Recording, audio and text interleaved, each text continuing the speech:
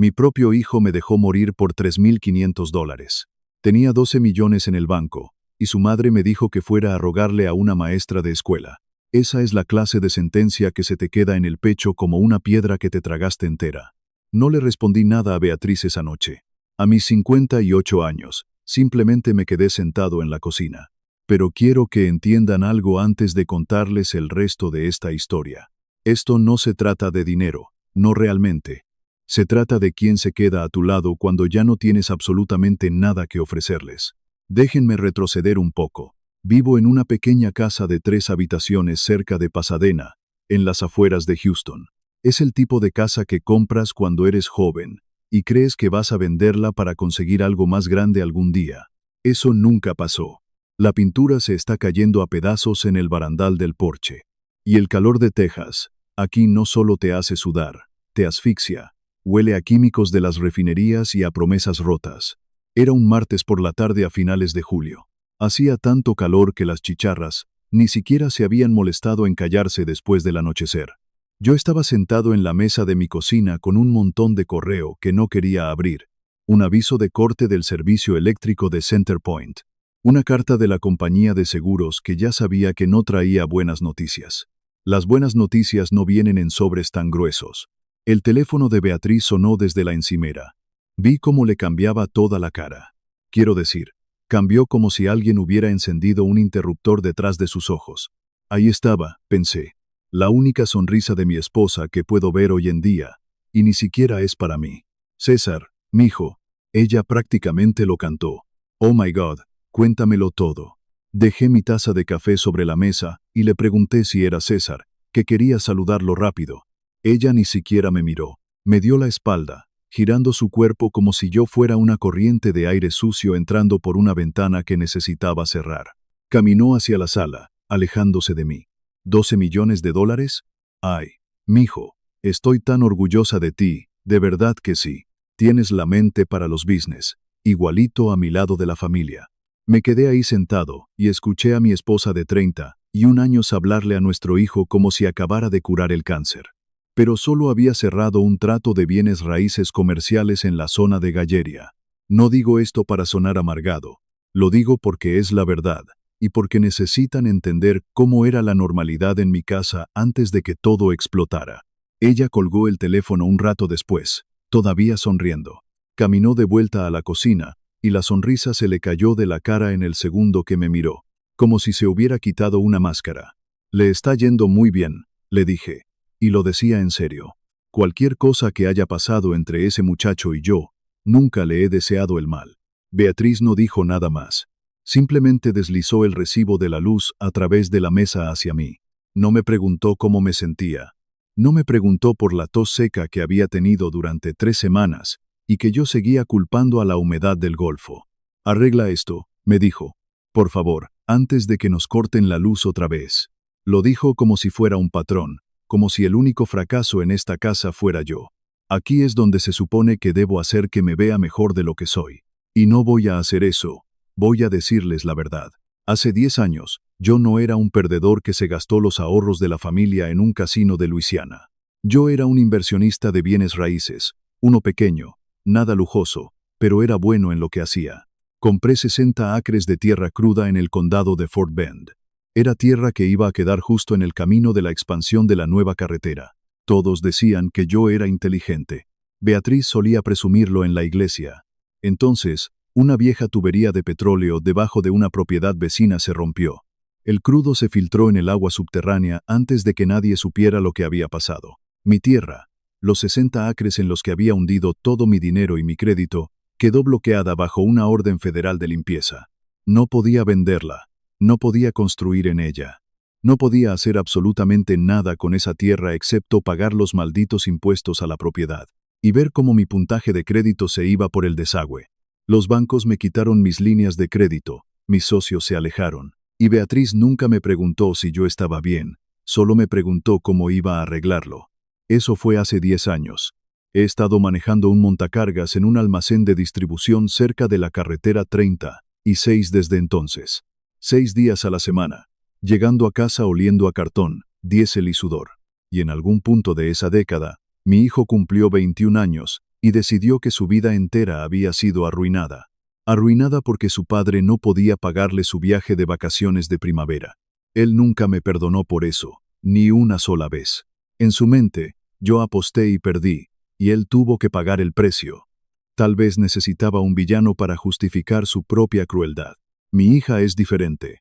Esmeralda tiene 26 años y enseña cuarto grado en una escuela pública bilingüe en Katy. Tenía 16 cuando ocurrió el derrame de petróleo. Lo suficientemente mayor para recordar la casa que solíamos tener, pero lo suficientemente joven como para verme reconstruir algo de la nada, en lugar de solo llorar por lo que perdimos. Ella pasó a visitarnos 2 noches, después de esa llamada telefónica con César. Traía un molde de aluminio con pollo y arroz, mi favorito, pesado en comino. Y no dijo ni una palabra sobre dinero, ni sobre facturas, ni sobre los 12 millones de su hermano. Simplemente puso la comida en la mesa, me dio un beso en la cabeza y me miró a los ojos. Todavía tosiendo así, viejo, me preguntó. «Son solo alergias, mija», le respondí. Ella no me creyó, nunca lo hacía. «Vas a ver al doctor Gutiérrez el jueves, no discutas conmigo», me dijo. No discutí, no tenía mucho sentido discutir con Esmeralda. Había heredado su terquedad de algún lado, y yo tenía la sospecha de que era de mí. El doctor Gutiérrez no estaba sonriendo cuando volvió a entrar en esa sala de examen el jueves. «Amado, no voy a adornar esto», me dijo. Dejó la carpeta sobre el mostrador como si pesara 40 libras. «La masa en tu pulmón es operable. Esa es la buena noticia. Pero tiene que salir pronto. Estamos hablando de semanas, no de meses». Ahí estaba, pensé, el golpe final. «Está bien», le dije, «porque ¿qué más puedes decir cuando la muerte te mira a la cara?» Entonces, lo programamos. Ahí fue cuando entró la mujer de facturación, una señora de nombre Becky. Se veía tan incómoda como una persona puede verse. Me dijo que mi seguro tenía un vacío en la cobertura para el procedimiento específico que el doctor Gutiérrez quería usar. El depósito de mi bolsillo antes de que siquiera me pusieran en el calendario de operaciones. $3,500. «Puedo buscar un plan de pagos», dijo Becky, «pero el equipo quirúrgico necesita el depósito antes de reservar el quirófano. Política del hospital. $3,500. ¿Quieren saber algo gracioso? Yo solía ganar más que eso en una sola semana antes del derrame de petróleo. Salí de la clínica y me senté en mi troca en ese estacionamiento de asfalto hirviendo. Una Silverado año 2009, con el aire acondicionado apenas funcionando. Y saqué cuentas de unas 6 maneras diferentes. Y cada vez el resultado era exactamente el mismo. No lo tenía. Mi crédito seguía siendo basura por la deuda de la tierra en Fort Bend. Ningún banco en todo el condado iba a tocarme. $3,500, pensé. Y tengo un hijo con $12 millones en una cuenta en algún lado. Me dije a mí mismo que no lo llamaría. Me dije eso durante 2 días completos. Luego lo llamé de todos modos, porque eso es lo que hace un padre. Te tragas tu orgullo, llamas a tu hijo, y ruegas a Dios que todavía quede algo humano dentro de él. Él contestó al cuarto timbre, y pude escucharlo de inmediato. El tintineo de las copas de cristal, alguien riendo fuerte, música suave de fondo. César estaba en un restaurante fino, probablemente en Perry's Steakhouse. «Dad, hey, ¿puede esperar esto?», me dijo. «Estoy super busy, estamos celebrando el closing con los socios». «César, necesito hablar contigo sobre algo muy serio», le dije, con la voz temblando. Hubo un sonido ahogado, como si hubiera tapado el teléfono con la mano, y luego volvió a hablar. «All right, dime, ¿qué pasa?» Le conté todo, la masa en el pulmón, la cirugía, el vacío en el seguro, los $3,500 que necesitaba para el final de la semana, o no me programarían. Hubo una pausa en la línea, una muy larga. Lo suficientemente larga como para que por un estúpido segundo pensara que me iba a ayudar. «Dad», su voz se volvió plana, completamente fría. «Acabo de pasar los últimos 10 años cavando para salir del hoyo en el que tus malas inversiones metieron a esta familia. Tú sabes lo duro que trabajé para llegar a donde estoy. ¿Y ahora quieres que tire mi comisión en qué? ¿En más de tu mala planificación? César, esto no se trata de la tierra», le rogué, sintiendo cómo se me cerraba la garganta. «Esto es una cirugía. Esto es mi vida. Tú te buscaste esto, Dad. Siempre lo haces. Pide un payment plan al hospital. Para eso están». Hubo otra pausa de 4 segundos. Y luego, su voz bajó el volumen, volviéndose más cruel. Tengo una reputación que proteger ahora. No puedo seguir cargando con tu deadweight. La línea se cortó. Así de simple. Mi propio hijo me colgó el teléfono mientras yo estaba sentado en el estacionamiento de un hospital con una sentencia de muerte en el pecho. Me colgó para poder volver a su whisky caro. Llamé a Beatriz después, le conté todo, le pregunté si podía hablar con él, tal vez ablandarlo un poco. No te atrevas a arruinarle esto, me gritó por teléfono. Él trabajó muy duro para alejarse de todo esto, de tu desastre. Esmeralda tiene un trabajo estable, ¿no? Ve y pídeselo a ella. Colgué el teléfono y me quedé en mi troca por un largo tiempo. No lloré, ya había pasado la etapa de llorar para ese entonces. Solo me quedé ahí sentado, pensando en cómo un hombre podía trabajar toda su vida para darle todo a su familia y terminar solo en una vieja Silverado, haciendo matemáticas que nunca salían bien. Me reuní con Esmeralda en una pequeña taquería cerca de la autopista 90, 2 días después. El tipo de lugar con asientos de vinilo rasgados y olor a tortillas de maíz y café viejo. No había planeado decirle nada, de verdad que no. Iba a sonreír, comer mi comida y dejarle pensar que todo estaba bien. Ella lo supo antes de que yo dijera una sola palabra. Ella siempre lo sabía. Apá, dejó su tenedor en el plato. ¿Qué pasa? Dime ahora mismo. Así que le conté todo, y quiero que entiendan, yo estaba avergonzado. Avergonzado de siquiera estar sentado frente a mi hija de 26 años. Una maestra de escuela pública que no podía tener más de unos pocos miles de dólares a su nombre. A punto de pedirle un dinero que su propio hermano, un hombre rico, había rechazado darme sin parpadear. Ni siquiera pude sacar las palabras. Ni siquiera terminé la oración. Esmeralda metió la mano en su bolso y puso un sobre blanco sobre la mesa. Luego giró su teléfono para que yo pudiera ver la pantalla. Una notificación de una compañía de préstamos de día de pago. Préstamo aprobado, $1,500. Apá, deja de hablar, me dijo. Sus ojos estaban húmedos, pero su voz no temblaba en lo más mínimo. Hay $2,000 en efectivo en ese sobre. Vendí el Civic esta mañana. Esmeralda, sentí que me ahogaba. ¿Vendiste tu carro? Los carros se reemplazan. Viejo. Ella alcanzó a cruzar la mesa y agarró mi mano con fuerza, de la forma en que agarras algo que no vas a soltar. Tú no te puedes reemplazar. Voy a tomar el autobús para ir a la escuela por un tiempo. Está bien, probablemente necesito el ejercicio de todos modos. Me senté en esa cabina de vinilo y lloré. Lloré frente a una mesera y frente a la mitad de la clientela en esa taquería. Y mi hija, la que no tenía $12 millones, la que nadie presumía en las llamadas telefónicas, sostuvo mi mano callosa sobre una mesa barata y me dijo que yo iba a estar bien. Ella es la única que alguna vez me vio de verdad. No tenía idea, sentado en esa taquería, de lo mucho que iba a importar ese momento. No tenía idea de lo que todavía estaba allá afuera, en esos 60 acres de tierra muerta, esperando por mí. Me llevaron al quirófano a las 6 de la mañana, un jueves de principios de agosto. Y lo último que recuerdo antes de que la anestesia me hundiera, fue el rostro de Esmeralda. Justo cerca del mío, sus manos apretando mis dedos. Vas a estar bien, viejo, me susurró. Ya les dije a las enfermeras que eres terco como una mula, y ellas dijeron que eso es bueno, que la gente terca sana más rápido. ¿De dónde aprendió a ser tan valiente? Pensé. 26 años y más firme de lo que yo he sido en toda mi vida. Luego, las luces se apagaron, pero justo antes de perder el conocimiento, algo frío y pesado se asentó en mi pecho. Una promesa silenciosa, un juramento inquebrantable. Voy a hacer esto bien, me dije a mí mismo.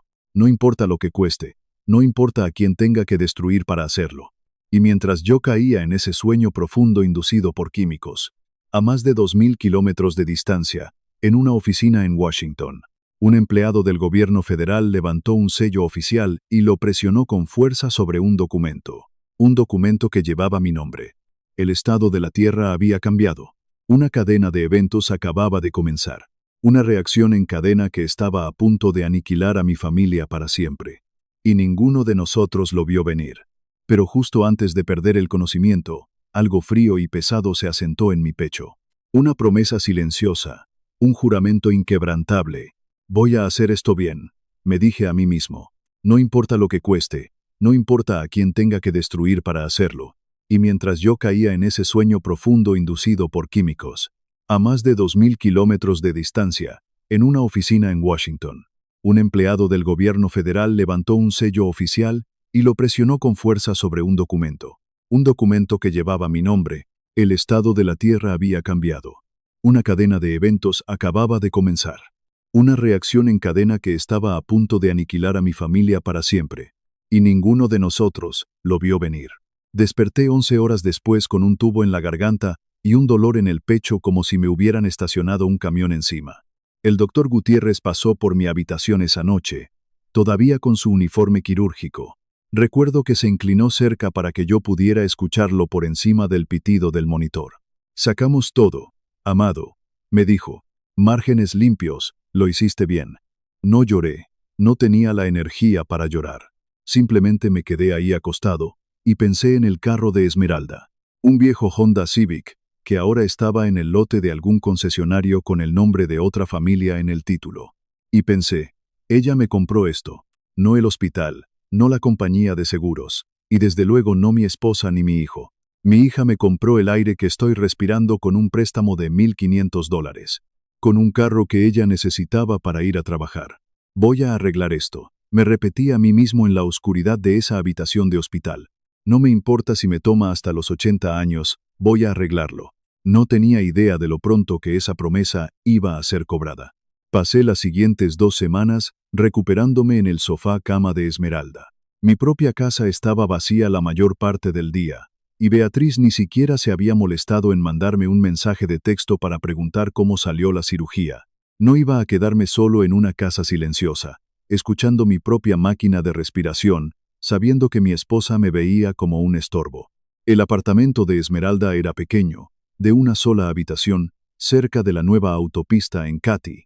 Era el tipo de lugar donde puedes escuchar la televisión de los vecinos de arriba a través del techo delgado. Y el aire acondicionado de ventana hacía un ruido constante y metálico, luchando contra el calor infernal de Texas. Ella había pegado su horario de autobuses en el refrigerador con un imán de la escuela, justo al lado de una foto de nosotros dos de un picnic, del 4 de julio, de hace muchos años. Yo miraba ese horario de autobuses cada mañana. Cada sola mañana. Ella está allá afuera, pensaba, esperando en una parada de autobús de la ciudad a las 6:40 de la mañana, mientras César maneja un Audi alquilado para ir a comer cortes de carne de $300 y celebrar un bono que se va a gastar en 6 meses. Ese pensamiento se asentaba en mi pecho mucho más pesado que la cicatriz de la cirugía. Esmeralda llegaba a casa de la escuela cada tarde, todavía con su ropa de maestra, oliendo a marcadores de pizarra y a pizza de la cafetería. Revisaba mi incisión con cuidado y calentaba algo sencillo para la cena. No era la mejor cocinera, mi niña, pero lo intentaba con todo su corazón. Se sentaba conmigo a ver cualquier programa de policías que estuviera en la televisión. Y ni una sola vez se quejó, ni una sola vez mencionó el carro que tuvo que vender, ni una sola vez me preguntó cuándo le iba a devolver el dinero. Esa es la diferencia, pensé una noche, viéndola quedarse dormida sentada en una silla de la cocina. César da porque quiere crédito, porque quiere aplausos y poder. Esmeralda da porque ni siquiera lo piensa como dar. Para ella, es simplemente amor, puro y sin condiciones. Era un martes por la tarde, 16 días después de la cirugía. El cartero llamó a la puerta en lugar de simplemente dejar el correo en el buzón. Esmeralda estaba en la escuela, así que abrí la puerta en bata, todavía moviéndome lento, todavía adolorido de las costillas cada vez que respiraba profundo. «Tengo algo certificado aquí», dijo el cartero sudando por la humedad. «Necesito una firma». Eran 2 cartas, en realidad. Una de una empresa que no reconocí al principio, llamada Cornerstone Golf Development, y otra con un remitente que reconocí al instante, porque había estado recibiendo correo de ellos durante 10 años seguidos. Agencia de Protección Ambiental para de los Estados Unidos, la EPA. Aquí vamos, pensé, otra actualización inútil. Otros 6 meses de nada. Otra carta formal diciéndome que la limpieza del derrame de petróleo sigue en curso. Que no toque la propiedad, que no construya, que no venda, que ni siquiera respire cerca de ella. Casi no la abro en ese momento. Casi la dejo sobre la barra de la cocina para volver a acostarme en el sofá.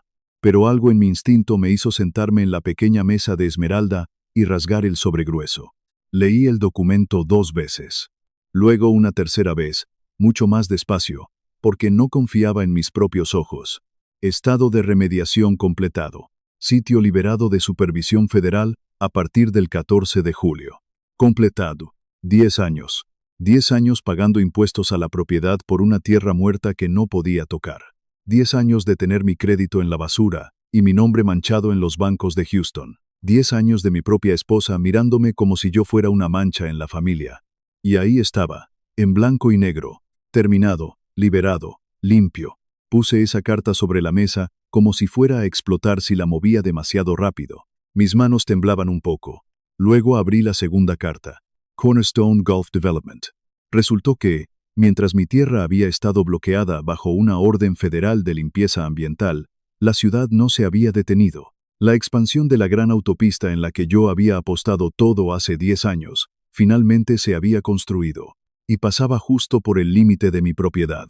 Esos 60 acres que solían ser un pantano inútil con una mancha de petróleo debajo, ahora estaban a menos de media milla de un nuevo y masivo cruce de autopistas, zonificados para uso comercial, rodeados por exactamente el tipo de crecimiento corporativo que yo había predicho una década antes de tiempo. La carta era una oferta real y legal, firmada por abogados y con números sólidos detrás. No era una simple consulta para tantear el terreno. 15 millones de dólares en efectivo. Cierre garantizado en 30 días. Leí ese número probablemente 20 veces. Un 1 y un 5, seguidos de 6 ceros. Quisiera decirles que grité de alegría, que lloré y corrí por ese pequeño apartamento como un loco. Pero no lo hice. Me quedé muy quieto. 15 millones de dólares, pensé, mirando el papel. Y hace 3 semanas estaba llorando en una taquería barata porque no podía conseguir 3.500 para salvar mi propia vida. Levanté la vista y mis ojos aterrizaron de nuevo en ese horario de autobuses en el refrigerador. La letra de mi hija en la esquina, marcando la ruta de las 6:40 de la mañana.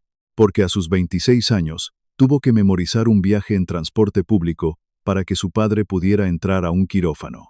Ella está allá afuera ahora mismo, pensé, de pie en una parada de autobús en este calor sofocante de Texas, y yo estoy sentado aquí sosteniendo 15 millones de dólares. Ese fue el momento exacto en que algo dentro de mí se volvió completamente silencioso, frío y muy claro. No llamé a Beatriz. No llamé a César. Quiero que recuerden eso, porque es muy importante para lo que viene después. Yo nunca le escondí este dinero a nadie. Simplemente no vi ni una sola razón para llamar a personas que ya me habían dicho con sus propias palabras que mis problemas no eran sus problemas. ¿Por qué los llamaría? Pensé. Si hace 3 semanas me dejaron muy claro de quién era yo el problema. Levanté mi teléfono y llamé a otra persona en su lugar. Llamé a Facundo. Facundo era mi abogado, un hombre de la vieja escuela que manejaba mis asuntos comerciales desde antes del derrame de petróleo. Uno de los únicos profesionales en Houston que se quedó a mi lado después de que todo se vino abajo, principalmente porque yo le seguí pagando lo poco que podía, a tiempo, cada vez que me llegaba el sueldo del almacén. Amado, escuché su voz rasposa al otro lado de la línea.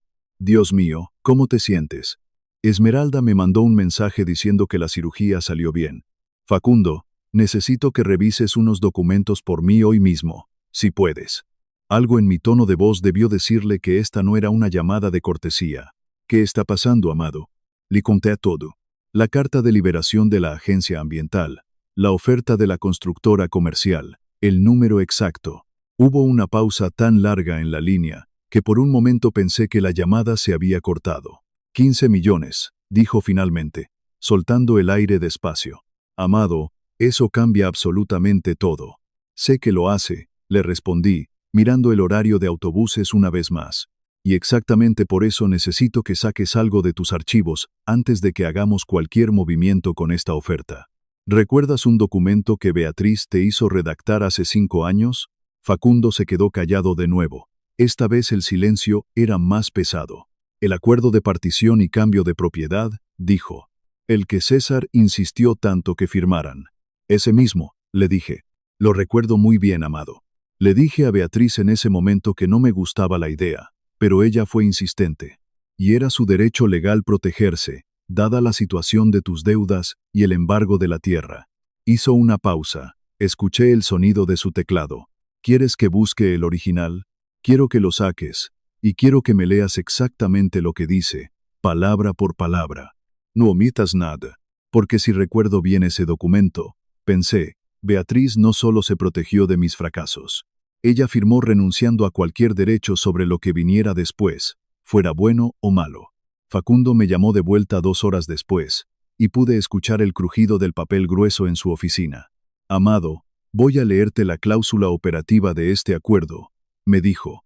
Beatriz renuncia, libera y descarga para siempre cualquier reclamo, interés o derecho matrimonial, presente o futuro, legal o equitativo, sobre la propiedad inmueble ubicada en el condado de Fort Bend, incluyendo cualquier producto, apreciación o valor realizado allí, sin importar la causa. Sin importar la causa. Facundo, le dije, muy despacio, ¿ese acuerdo de partición significa lo que yo creo que significa? Significa exactamente lo que redactamos hace 5 años, amado. Ella quería la casa familiar y sus cuentas de jubilación protegidas. Así que partió el patrimonio. Ella tomó la casa como su propiedad separada y te obligó legalmente a ti a tomar el 100% de la propiedad de esa tierra llena de deudas. Como tu propiedad exclusiva y separada, fue legalmente vinculante el día que fue notariado y firmado por un juez de Texas. Lo que sea que le pase a esa tierra ahora, sea malo, sea un embargo, o sea una compra de $15 millones, ella renunció a cualquier reclamo legal sobre ese dinero. César fue quien la empujó a hacerlo, ¿verdad? Él fue quien organizó la reunión en tu oficina. Casi me río, excepto que no había ni una gota de gracia en todo esto.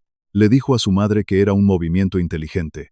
Le dijo que eso protegería su crédito si la tierra alguna vez era embargada por mis deudas. Bueno, Facundo suspiró en el teléfono. Hijo de la chingada, claro que fue inteligente, solo que no en la dirección que él pensaba. Me quedé ahí sentado en la mesa de la cocina de Esmeralda, con el sol de la tarde entrando por las persianas baratas. Y por primera vez en 10 años, sentí algo en mi pecho que no era vergüenza, ni miedo, ni dolor. Era autoridad.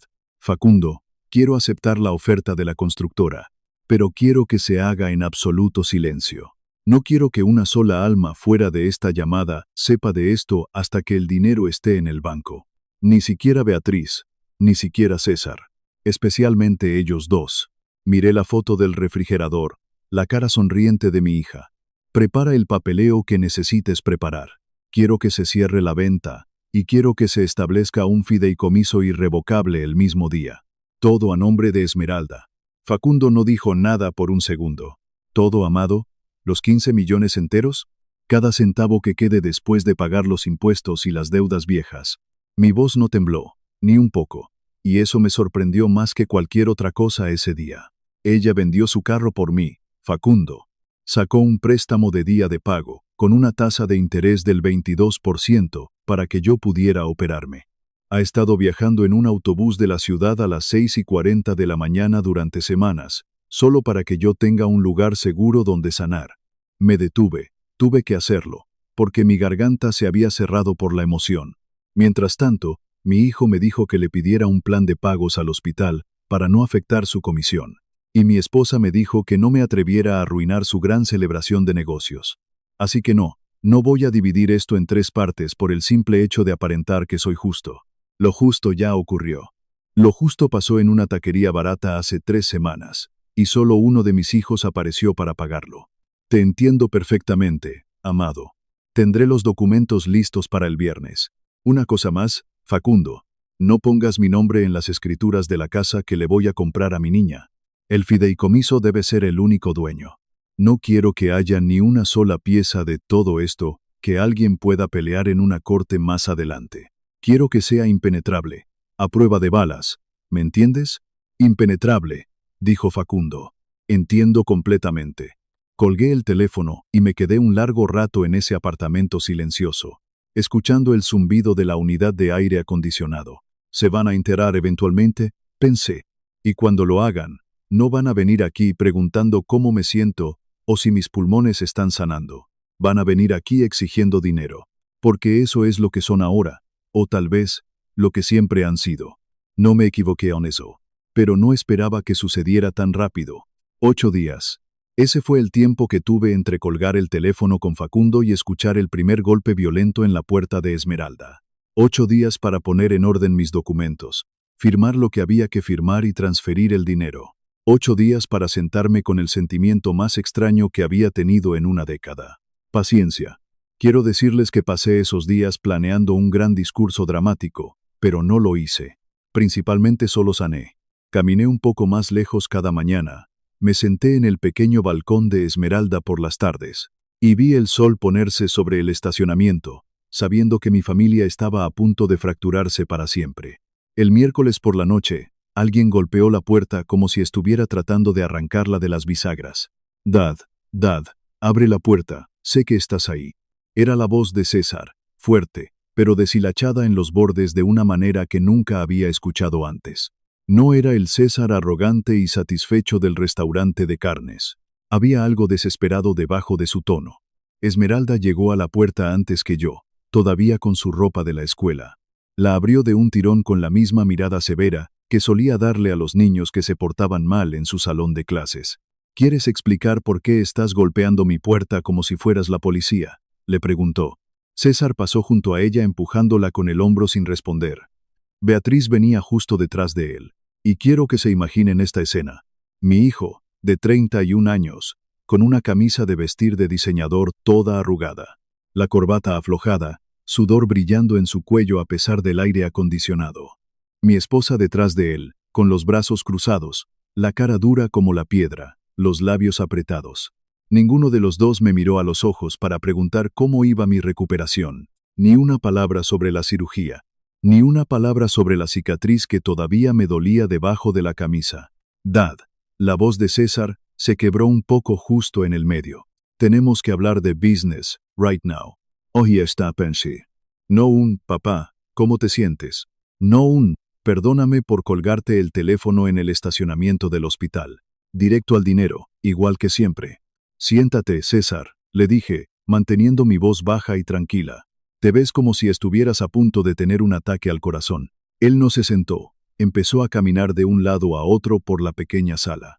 Estaba revisando el registro comercial del condado de Fort Bend hoy, dijo César, con las manos temblando. Cornerstone Golf Development acaba de registrar un memorando de escritura. Una parcela de 60 acres en la zona de la nueva expansión. Es tu tierra, Dad.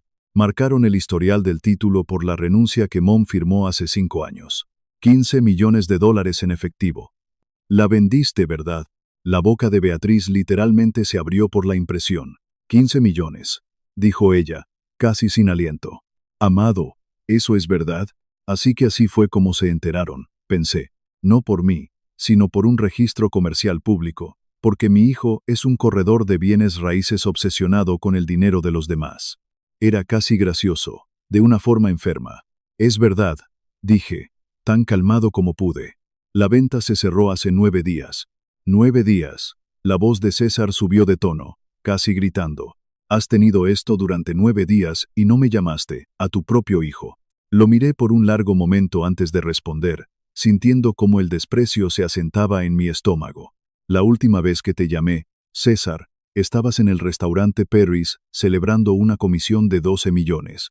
Mientras yo estaba sentado en el estacionamiento de un hospital, tratando de averiguar cómo iba a pagar para que me abrieran el pecho y me sacaran un tumor. Tú me dijiste que yo era un peso muerto y que no era tu problema. Así que no sentí la necesidad de llamarte en el segundo en que me pasó algo bueno a mí. Ese debió ser el momento en que se ablandara, en que sintiera algo de culpa. Pero no lo hizo. Nos ocultaste esto. César me apuntó con el dedo, empujándolo hacia el aire como si eso hiciera que sus palabras fueran más ciertas. Sabías que la limpieza ambiental estaba terminando. Sabías que esa tierra estaba a punto de valer una fortuna. Nos hiciste vivir como si estuviéramos en la quiebra todo este tiempo. Mom manejaba un Camry de hace 10 años, Dad. Un maldito Camry de hace 10 años, mientras tú te sentabas sobre una mina de oro, solo para poder entregarle todo a tu hija favorita en el segundo en que pagara. Él de verdad cree eso, pensé. Está reescribiendo toda la historia en tiempo real, justo enfrente de mí, y se cree cada palabra que sale de su boca. César, mi voz salió aún más baja, lo que de alguna manera hizo que la habitación se sintiera más silenciosa y tensa. Yo no sabía que esa tierra valía un centavo hasta hace 16 días. Me enteré sentado en este mismo sofá cama, recuperándome de una cirugía que tu hermana pagó. ¿Quieres hablar de esconder cosas? Yo no escondí una fortuna de esta familia. Escondí el hecho de que estuve aterrorizado durante 10 años seguidos, porque cada vez que intentaba hablar del estrés y las deudas, tu madre me decía que me callara y pagara la luz. Y tú me decías que había arruinado tus 20 porque no te pude pagar un viaje a la playa. Beatriz dio un paso al frente entonces, todavía con los brazos cruzados, levantando la barbilla con esa superioridad que siempre usaba como escudo. No te atrevas a pararte ahí y actuar como la víctima, amado. Me quedé a tu lado durante 31 años mientras arrastrabas a esta familia por el lodo con tus desastres de bienes raíces. Ese dinero le pertenece a esta familia. Estás siendo vengativo. Estás siendo cruel. Y estás siendo un miserable, terminó César por ella. Estás siendo un miserable, Dad. Y es asqueroso. Miserable. Casi me echo a reír en su cara con esa palabra. Un hombre que le negó a su padre $3.500 para una cirugía de cáncer. Llamando miserable a su padre por 15 millones. Ya no te estamos preguntando, dijo César. Y aquí fue donde su voz cambió de verdad. Bajó el tono, se volvió fría, corporativa, la voz de un hombre que estaba acostumbrado a destruir personas en las mesas de negociación. Mom va a presentar los papeles de divorcio mañana a primera hora. Diferencias irreconciliables, abandono financiero, todo. Mis lawyers ya están redactando una moción para congelar cada cuenta conectada a esa venta hasta que los tribunales clasifiquen una división equitativa. Escondiste activos matrimoniales, Dad. Eso no es un área gris, eso es fraude. Golpeó la mesa de la cocina de Esmeralda con la palma de la mano, la misma mesa donde, semanas antes, mi hija había deslizado un sobre con efectivo hacia mí, sin dudarlo un segundo. Te vas a quedar atascado en litigios durante tanto tiempo que no te quedará ni un centavo para cuando terminemos. Mis abogados te van a enterrar. Miré la cara de Esmeralda. Ella estaba de pie junto a la pared, con los puños apretados. Esta es la casa de mi hija, pensé, y él acaba de golpear su mesa como si fuera el dueño del mundo. Miré a César por un largo momento, luego a Beatriz. Luego me puse de pie, muy despacio, con cuidado de no estirar demasiado los músculos de mis costillas, y metí la mano en el bolsillo interior de mi chaqueta. ¿Quieres hablar de abogados, César?, le dije, con una calma que lo desarmó. Hablemos de abogados. Saqué 2 documentos doblados. Deslicé el primero sobre la mesa hacia Beatriz. ¿Recuerdas esto, Beatriz?, le pregunté. Ella bajó la mirada hacia el papel impreso, y vi cómo el color comenzaba a desaparecer de su cara, antes de que siquiera terminara de leer el primer párrafo. Hace 5 años, dije, tú y César me sentaron en la mesa de mi propia cocina. Estaban asustados, genuinamente aterrorizados de que el banco viniera tras tus cuentas de ahorro y tu estatus social debido a mis deudas por esa tierra. Fue idea de César, por cierto, su brillante idea corporativa. Él te dijo que era inteligente, que protegería tu crédito si la deuda alguna vez alcanzaba la propiedad. Copié o papel con el dedo índice. Así que firmaste esto. Hiciste que tu abogado redactara un acuerdo de partición y cambio. Tomaste la casa y tus cuentas como tu propiedad separada y exclusiva, y me obligaste legalmente a tomar el 100% de la tierra y todas sus malditas responsabilidades. Léelo otra vez, le dije, lo más suave que pude, porque no había ni una gota de satisfacción en mí al ver cómo sus manos empezaban a temblar violentamente. No dice que solo te separas de la deuda. Dice, sin importar la causa. No solo te protegiste de mi fracaso, Beatriz. Bajo la ley de Texas, convertiste esa tierra en mi propiedad privada absoluta. Renunciaste por escrito a cualquier reclamo futuro sobre su valor, fuera deuda o fuera ganancia, solo para mantener tus manos limpias de mi fracaso. Tu propio abogado te lo explicó, y César firmó como testigo. La cara de César se había puesto igual de pálida, pero aún no había terminado. Nunca terminaba, ese muchacho. Eso no importa, espetó, tragando saliva. Aún te llevaré a la corte, reclamaré que lo firmamos bajo estrés financiero. ¿Bajo qué base, César? Lo interrumpí, deslizando el segundo documento hacia él. Échale un vistazo a esto antes de que termines esa amenaza vacía. Él bajó la vista. Era un estado de cuenta bancario. El estado de cuenta de Esmeralda. $12, dije en voz alta, dejando que el número resonara en las paredes del apartamento. Eso es lo que hay en la cuenta corriente de tu hermana, en este momento. $12, César, porque hace 3 semanas, ella vendió su carro y sacó un préstamo de día de pago con un interés criminal del 22% para que yo pudiera subirme a una mesa de operaciones. Mientras tú pedías botellas de whisky escocés de $300 para celebrar una comisión millonaria, tu hermana estaba viajando en un autobús de la ciudad a las 6:40 de la mañana, para tener dinero para pagar el pasaje y llegar a un trabajo que le paga $40,000 al año, enseñando a niños de 4º grado a hacer divisiones largas. Dejé que eso se asentara en la habitación por un segundo. El silencio era tan denso que casi me ahogaba. ¿Quieres hablar de la corte, mijo? Adelante, trae a tus abogados. Trae a cada maldito abogado corporativo del condado de Fort Bend. Pero antes de que lo hagas, ve y explícale a un juez cómo planeas reclamar una parte de los activos a los que tu propia madre renunció legalmente hace 5 años.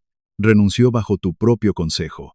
Ve y explícale a ese juez dónde estabas la noche que tu padre necesitaba $3,500 para no morirse de cáncer. Y explícale dónde estaba tu hermana. Nadie dijo nada por un largo momento. Solo el zumbido de la unidad de aire acondicionado, y en algún lugar del piso de arriba, el ruido sordo de la vida de otras personas. No les escondí este dinero, dije, y mi voz finalmente bajó a un susurro cansado, vacío de cualquier furia. Me enteré de que la tierra había sido liberada sentado justo aquí, en ese sofá-cama. Poco más de 2 semanas después de la cirugía. Tomó 30 días cerrar la venta, y el fideicomiso finalizó la semana pasada. No mantuve esto en secreto para ser vengativo, César. Lo mantuve en silencio porque necesitaba tiempo para asegurar que cada centavo fuera a la única persona que realmente se lo había ganado. Pero quiero que ambos entiendan algo hoy. Incluso si lo hubiera sabido antes, incluso si hubiera tenido meses de advertencia, no cambiaría ni una sola maldita cosa sobre este momento. Miré a Beatriz primero, luego a César. Ustedes dos se divorciaron de esta familia hace mucho tiempo. Simplemente no se habían tomado el tiempo de firmar el papeleo final. El fideicomiso ya está ejecutado, les informé. Irrevocable. Los 15 millones completos van para Esmeralda, hasta el último centavo. La primera cosa que Facundo hizo esta mañana fue transferir un pago a ese prestamista usurero para quemar el contrato del préstamo de tu hermana hasta hacerlo cenizas. Luego, compré el título de esta unidad de apartamentos, así que ella no debe un centavo de renta mientras terminan de construir su nueva casa. Fundé el programa de tutorías que ella ha estado tratando de comenzar para los niños hispanos que no pueden pagarlo. Y tiene un carro nuevo esperándola, mucho mejor que el Civic que vendió, aunque sé que me va a regañar por eso. Crucé las manos sobre la mesa y solté un suspiro profundo. Ahora ambos son oficialmente libres de mis errores. ¿No es eso lo que siempre quisieron? Durante 10 años, tuve que escuchar cómo arruiné a esta familia con mis fracasos y mi pobreza. Bueno, felicidades. El fracaso se acabó, y resulta que ustedes dos firmaron su propia salida de todo lo que vino después de él. La boca de Beatriz se abrió, pero no salió ningún sonido. Por primera vez en más tiempo del que podía recordar, mi esposa no tenía ni una sola palabra venenosa que lanzar. César simplemente se quedó allí, con la mandíbula apretada, mirando fijamente ese estado de cuenta de $12, como si pudiera reorganizarse en números diferentes si lo miraba con la suficiente fuerza. Su arrogancia, su orgullo, su sentido de superioridad corporativa, todo había sido aplastado por el mismo sistema legal que él creyó dominar. Váyanse de la casa de mi hija, dije. Silencioso, definitivo. Ambos se fueron en un silencio absoluto que nunca había escuchado en ninguno de los dos en 31 años de matrimonio y 31 años de criar a ese muchacho. No hubo portazos, no hubo amenazas finales. Solo 2 personas caminando hacia la puerta de un apartamento barato, dándose cuenta en tiempo real de que la misma astucia de la que César siempre se había sentido tan orgulloso, la maniobra legal que usó para convencer a su propia madre de abandonarme, era exactamente la misma trampa que los había dejado fuera de una fortuna de la que nunca verían un solo centavo. Esmeralda se quedó en el marco de la puerta de la cocina, después de que se fueron, con los brazos envueltos alrededor de sí misma, mirándome. Apá, su voz era apenas un susurro inestable. No tenías que darme todo. Sí, mija, le dije. Sí tenía. Caminé hacia ella, y pasé mi brazo por encima de sus hombros, todavía con cuidado de mis costillas sanando. y nos quedamos allí un minuto en ese pequeño apartamento que ya no sería suyo por mucho más tiempo. No porque lo estuviera perdiendo, sino porque finalmente, por fin, estaba recibiendo más de lo que alguna vez le había pedido a alguien. Los carros se reemplazan. Recordé que me dijo meses antes, deslizando un sobre con efectivo a través de una mesa de taquería. Pero tú no. Ella tenía razón en eso. Resultó que yo tampoco podía ser reemplazado para ella. Y al final del día, ese amor incondicional valía mucho más que cualquier número absurdo que Cornerstone Golf Development hubiera puesto en un pedazo de papel. Nos quedamos allí en la tranquilidad del atardecer, mi hija y yo, finalmente a salvo, finalmente libres de la humillación. Y en algún lugar al otro lado de la ciudad, mi hijo se sentó esa noche a tratar de averiguar cómo le iba a explicar a los socios de su firma que su gran comisión de 12 millones no era suficiente para salvarlo, porque ahora no quedaba ni una sola alma en su esquina dispuesta a tenderle la mano. Es gracioso cómo funciona la vida cuando dejas que la codicia escriba el final de tu propia historia.